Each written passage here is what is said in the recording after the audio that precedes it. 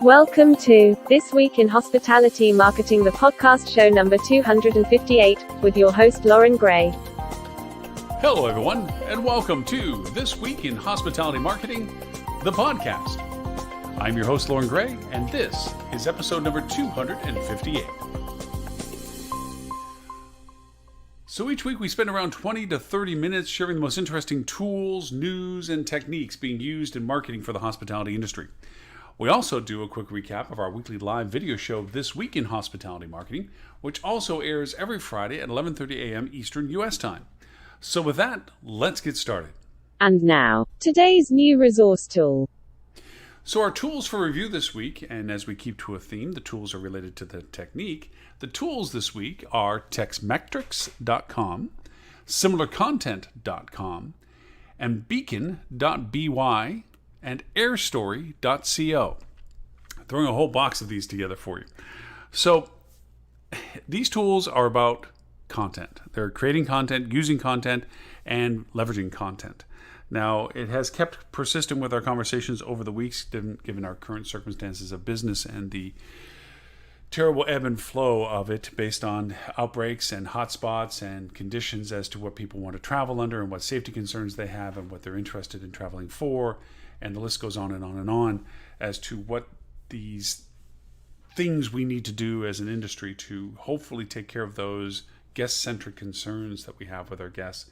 And we've gone through a variety of tools as to how to present content, how to present video content, audio content, translation content, special service travel story content, means and methodologies of marketing, measuring marketing, trending marketing, tools to use, on and on. These tools, textmetrics.com, similarcontent.com, and beacon.by plus airstory.co all have a valuable usability.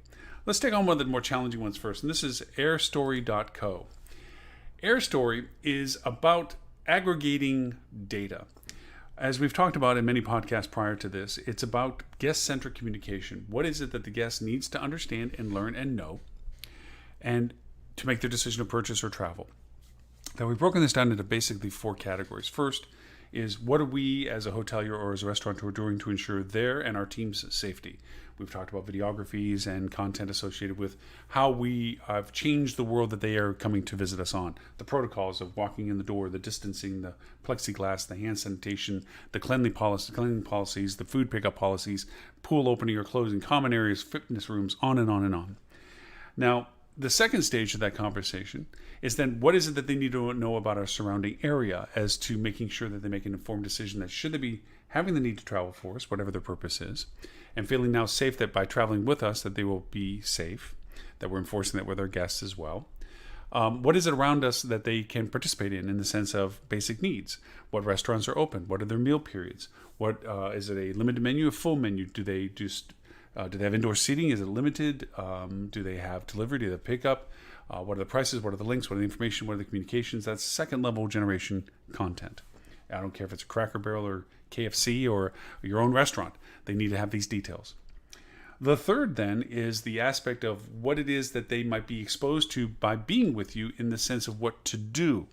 What is open that they would be interested in, whether you're next to a athletic facility that has certain functions that are going on, whether you're next to a museum that has certain limitations as to the numbers of people or pre-reservations or whatever that people need to know, so that they don't arrive thinking they can walk in the door only to be turned away because they have a limit as to how many people that day and by reservation only, and they didn't have one and they didn't get to go.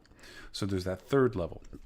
And then the fourth level, of course, is giving them purpose to travel. Not just the facilitation of what's around, not just what is available to be around, but purpose as to why traveling with you, to you, with staying with you, has whatever it is that they're interested in traveling for. The more aspirational aspect of the process, not just the mandatory need for travel. And when I say mandatory need, unfortunately, those things for funerals or convalescent support or family support or the need to get somewhere because of relocation or all those other things that people still have to travel for, and identifying them and giving them the safety of the first three reasons as to why you're safe, where you can eat, and what's around you. So we've qualified what these tools are for. Let's get a little bit more into them. AirStory allows you to aggregate data.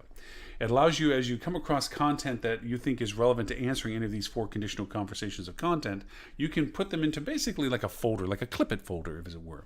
And these clip-its can then be drawn into a content, and that content platform can then be optimized so that when you present that content, you're using the best words, you're using the best reference, and you're putting them in such a way that you create a wonderful story dialogue for content. Now, that content can be in any form. It can be in a post in social. It could be a post on your website for content on your website as a page. It could be something you submit as to the 5 things to do when you're in the market, or the 5 things that we do to make sure you're safe with us, or the 10 places you can eat around us, or whatever that may be. The Air Story helps you have a platform that does that. Now, text metrics is a little bit different. Actually, it's a lot different. Text metrics allows you to optimize in a very, very specific way what it is you're writing about. So where Air Story will allow you to aggregate the data in a way that then you can put it into like a clip-it notes that, okay, I can take that piece and use this piece, and I can refer to this piece, and here's the link for that piece, and this is the information I want to use and what I want to quote, all this stuff. Text metrics allows you to optimize it according to the terms that you feel are the most relevant to the context of the content. Not just that you're putting these things together, but are you optimizing them to what it is that you're wanting to talk about? And that's what text metrics does. It has very good SEO. You can search what words you should be making sure you're focusing on, content that you should be highlighting, things that you should be drawing attention to, and those are definable by your research. And by using text metrics, you're able to do that. And so what you write about is more optimized specifically to the topic that it's addressing. So that is text metrics. Now, Beacon.by is more of a vehicle for presenting this stuff in the sense that it's not just a social post, it's just not a content on a web page, but it's a solicitation for engagement. Remember the example I just gave you about the 10 places that you can eat one around you, or the 5 things to do when you're in town. Whatever those things are can be put into several different forms. You can do it as a resource guide. You can do it as a video lookbook, as it were, things that you can do video snippets and show these things in completeness together. You can do a workbook as to learning about it. You can do it as an educational process. You can do it as an ebook. You can do it as a checklist. There's a variety of things that these are called lead magnets, and actually more specifically lead magnet formats. These are things that says get 10 steps to such and such. Well, from a hotelier, that could be a recipe for your restaurant. That could be a drink mix for your bar. That could be a guide to what to do if you come into town with what's currently available and open, with all the details associated with what it's going to take for you to go to those places. If you have to make reservations, what the payments are, what's allowed in, what's the safety process with all that. All those things can be put together in a very realistic current content that says, hey, reach out to us, give us your email, we'll send you the 10 things to do when you're visiting XYZ city, which we're located in. And by doing that, that makes them familiar with you, and in turn, they're more interested in buying something from you. And of course, the last tool out of all of that is similar content. Now, similar content helps you determine whether or not what you're doing is relevant to what is of interest. It's a little bit like the text metrics is in the sense of optimization, but it allows you to show up for and rank competitively with what it is that you produced as content. So it sees to make sure that what you're putting in has the similarity to what is most influential to what you're writing about. Similar to text metrics, but in a different methodology process. It's not as search engine optimized as it is more content optimized based on traffic. So it has its own different functionalities and use to that. And that is our tools of the week. Now, for this week's hospitality technique. So our technique is taking these tools, obviously, and putting it into the context of it's not just about content. It's about great content.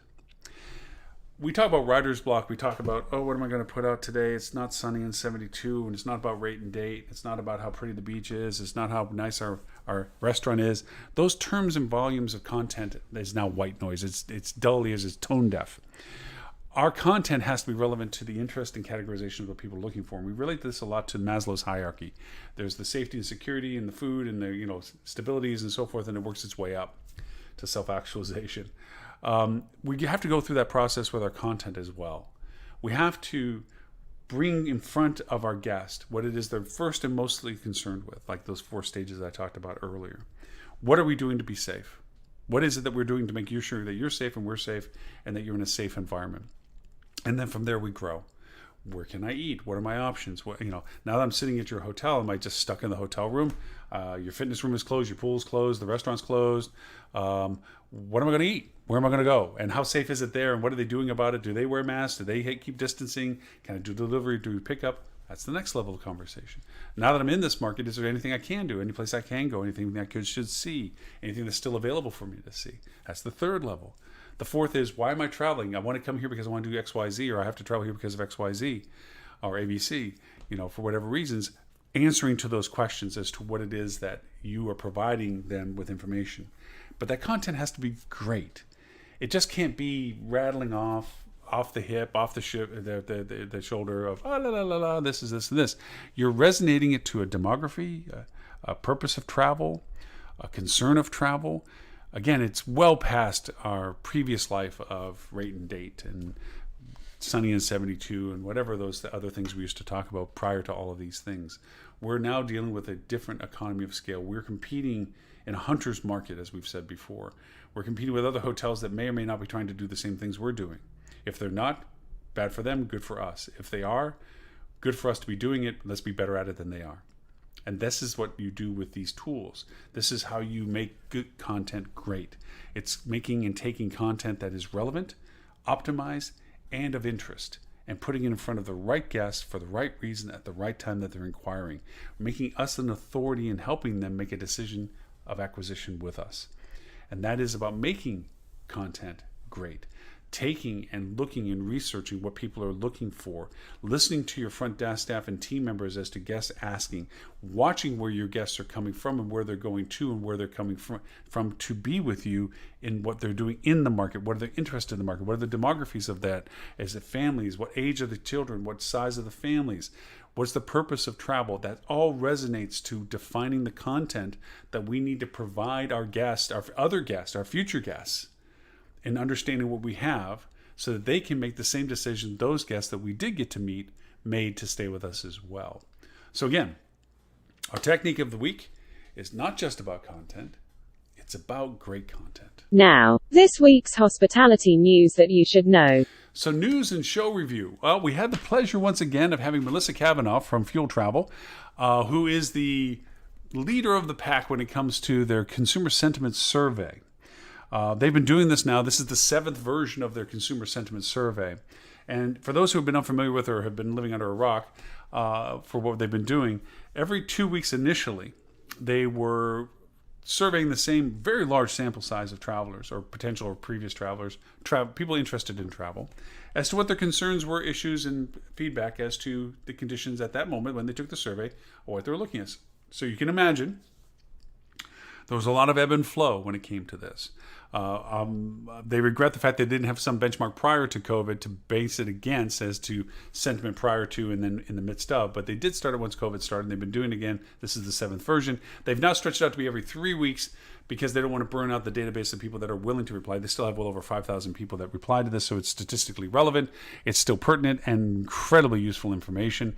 I don't want to go through the details of the math in it. I highly recommend you listen to our live show, This Week in Hospitality Marketing.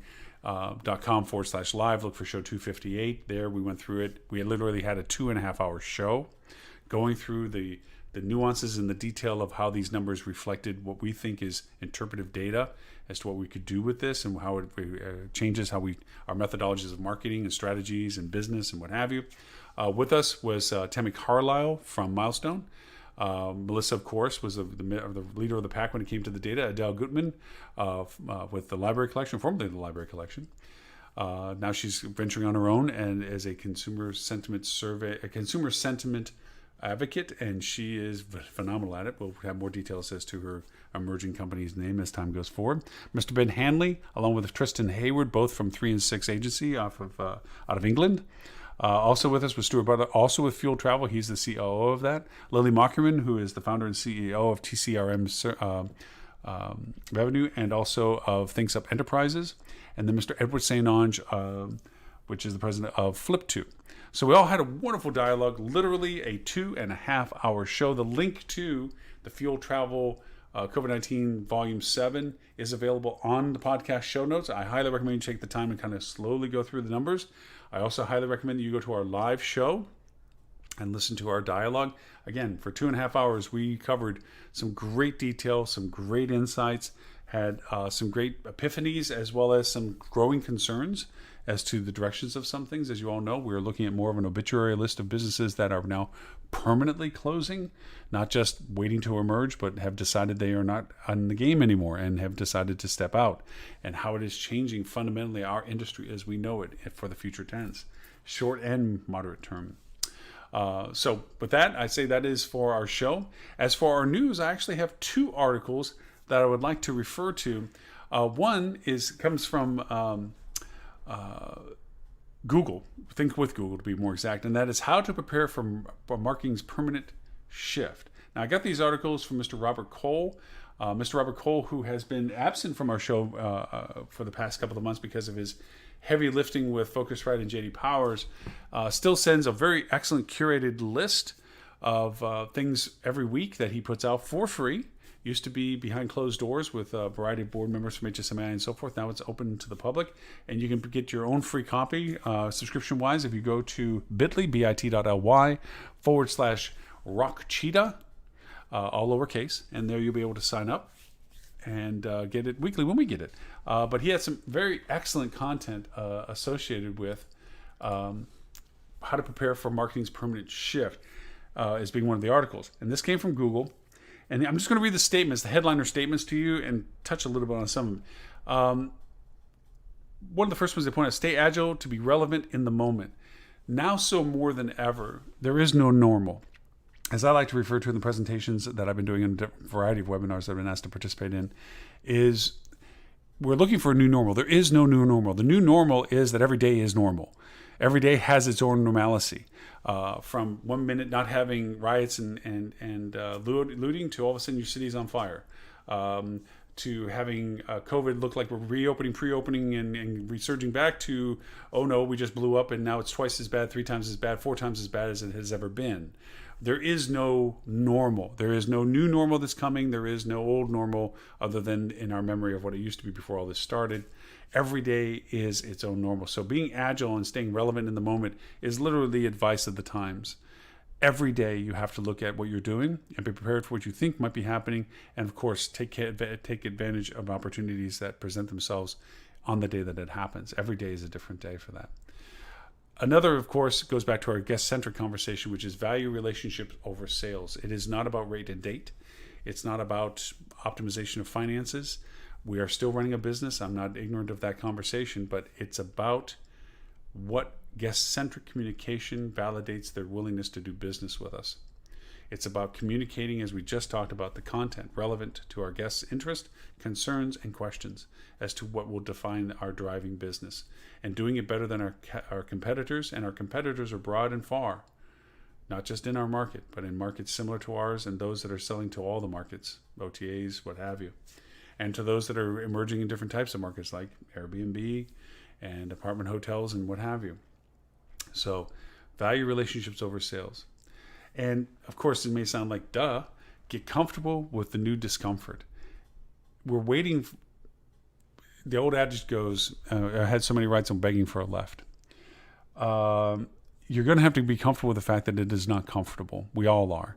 Every day, as we mentioned, is different. Every day has its newness to it. Every day has its own normal for whatever that normal is that day. But one thing's for certain, we have to be comfortable with the fact that we won't know what to expect, but we can only prepare for what we can anticipate and react as best as we can to what becomes actual. And that is our new discomfort. That is our new norm per the day for each of those. Those are the key elements that Google pointed out with. The other article was 10 major issues digital marketing may face in the future. And this was from Ad Age, and I thought it was very insightful. They had a wonderful panel of people that they put together for these insights. And there's 10 very solid points that they did make. From a technical perspective, the collapse of third cookies is definitely on the top risk of the list.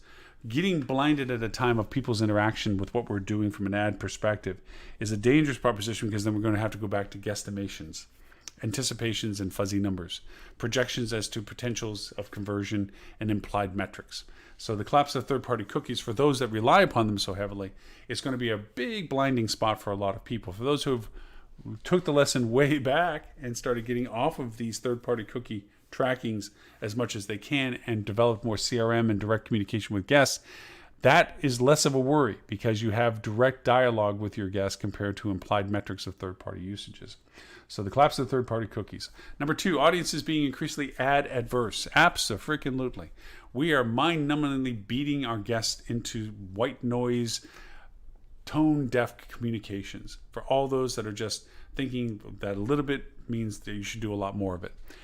Not having well thought out content constructed in terms of method of communication, progressive communication with your guests, that they're not just seeing the same dumb ad, level 1, 10 times in a row for frequency, that you're just browbeating them into buy this because I'm going to stick it in front of you so many times that you're just going to end up getting it. What ends up happening is that you're just you're irritating the hell out of them, and it turns into white noise. So many people are doing that it's creating this added version. I don't want to be sold to. Guests don't want to be sold to. They want to be talked to. They want to create a dialogue with you. They want to understand what it is that you are giving and providing and selling to them, not trying to push them to purchase. Big difference. Goes right into the number 3 I just mentioned, tone-deaf messaging. The rate and date, Sunny is 72 stuff, out the window, gone forever, never more. This isn't about buy one, get one free, do 2, get 3. This isn't about, buy now, get better. And this is about communicating what guests need to know to take advantage of what you're willing to offer to the benefit of what they need.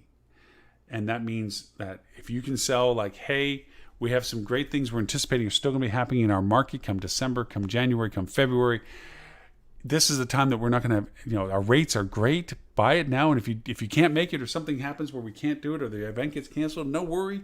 It'll get canceled. Don't worry. But, do it now while there's still the opportunity for us. Because if things do turn sunnier and we begin to think that there's a chance for us to raise the rates, guess what? Everybody will. So why not take advantage of the offers while we're in the need for them kind of thing. That's different. Okay.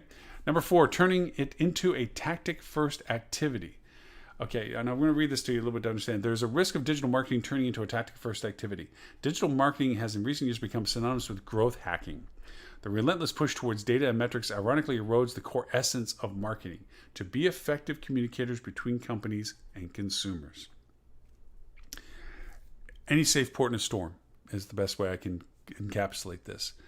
Is doing this like, we need to do digital marketing because that's the only thing that people are listening to now. They're on their computers, their iPads, their phones, all the time, TV, whatever. We get in front of them on the things that they're looking at. That tactic only, without remembering that the messaging of content, the timing of the relevance of it, the empathetic of guest-centric communication, turns it into a mind-numbing, tone-deaf, ad-adverse, white noise, disregard, irritating context. Okay. Number 5, brands sticking to legacy technologies. Unfortunately, we're not an industry that's well known for dumping a whole mess of money into new technology. We'll go for the shiny object. We'll definitely do that, but definitely not from a perspective of changing any of our fundamental technologies.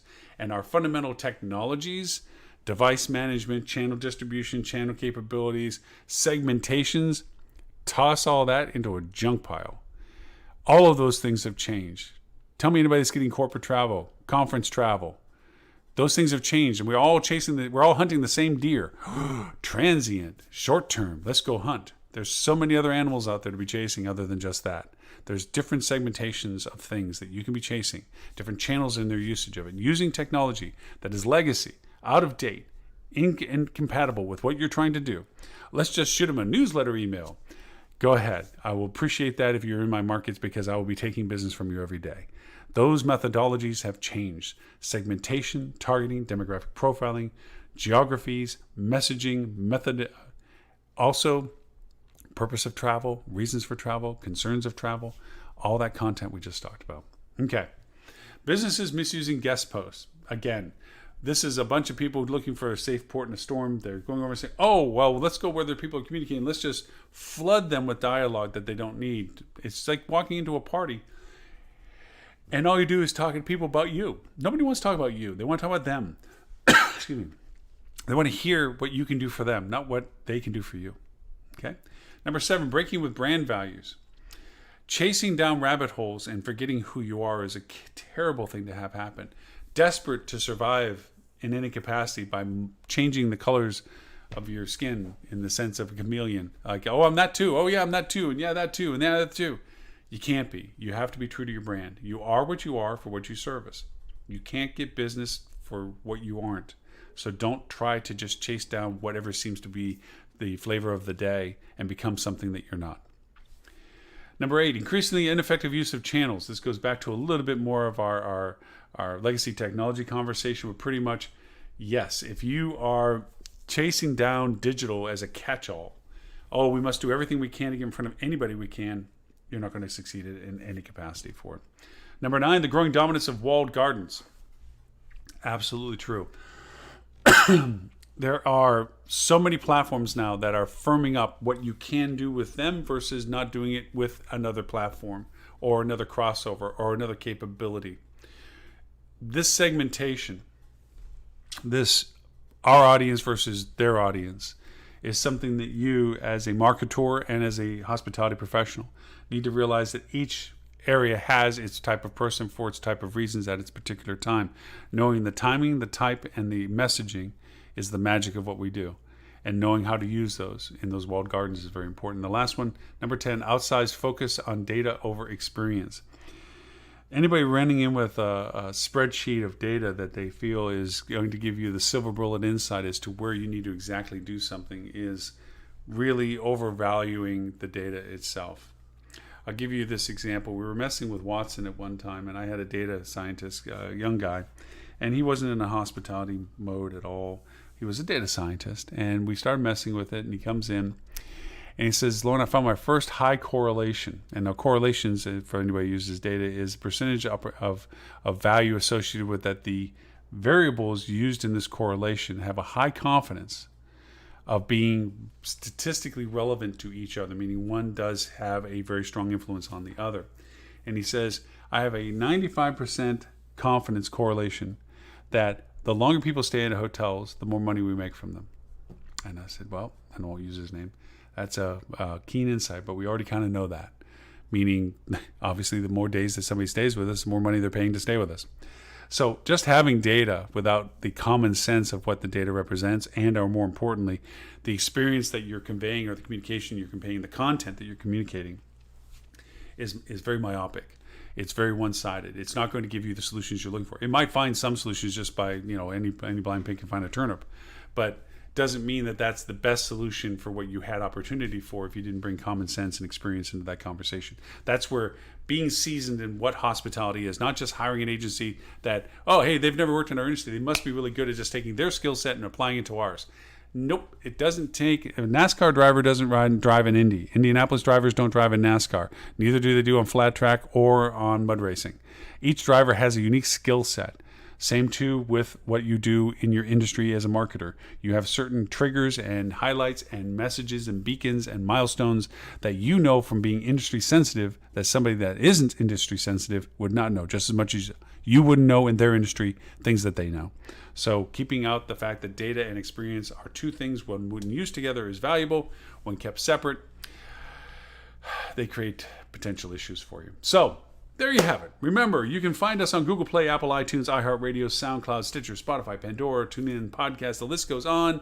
Actually, 38 platforms and counting. We're even on Amazon's Alexa, Google Assistant, and Siri. Just ask to play the Hospitality Marketing Podcast.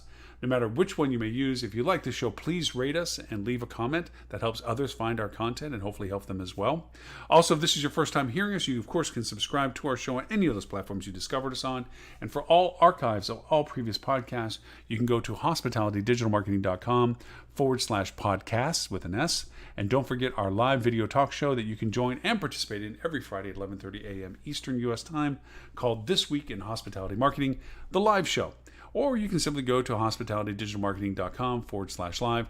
Look for show number 258, which is our most recent one, as I mentioned, with Melissa Cavanaugh and the 7th version of the Consumer Sentiment Study that Fuel Travel just put out. So again, thank you for the privilege of your time, and we so forward look to talking to you next week.